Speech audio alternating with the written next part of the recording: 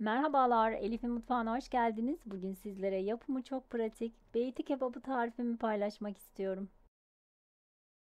Bir adet kuru soğanı rendeleyelim. Üzerine 400 gram kadar kıymayı ekledim.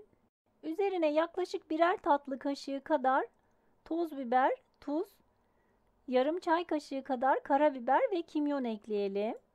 İç harcımızı güzelce karıştıralım, yoğuralım. İç harcımız hazır. Yufkanın üzerine sürmek için bir kasenin içerisine bir çay bardağı sıvı yağ ve bir çay bardağı suyu alalım. Ve yağımızı bir kenara alalım. Bir adet yufkayı tezgahın üzerine serdim. Hazırlamış olduğum yağ ve su karışımını güzelce karıştırarak, her defasında karıştırarak yufkanın üzerine bolca sürelim. Yufkamızı gördüğünüz şekilde kenarlardan hafifçe katlayalım. İç harcından gördüğünüz gibi yerleştirelim. Sıkıca rulo şeklinde saralım.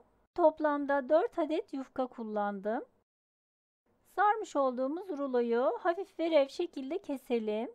Çıkan kıymaları içine doğru düzelterek yağlı kağıt sermiş olduğumuz tepsimize yerleştirelim. Ve kalan yağ ve su karışımından üzerine sürelim tekrardan. 170 derecelik ısınmış fırında üzeri kızarana dek yaklaşık yarım saat kadar pişirelim. Beyti kebaplarımız pişerken sosumuzu hazırlayalım. 2 yemek kaşığı kadar tereyağını tavanın içerisine aldım. Üzerine 2 adet orta boy domatesi kabuklarını soyarak rondodan geçirdim. İsterseniz rendeleyebilirsiniz. 2-3 dakika kadar kısık ateşte pişirelim ve birer tatlı kaşığı domates ve biber salçası ekleyelim. Üzerine çok az miktarda tuz, karabiber, nane, pul biber ve kırmızı toz biber ekleyelim. Sosumuzu karıştıralım ve birkaç dakika kadar kısık ateşte bu şekilde pişirelim.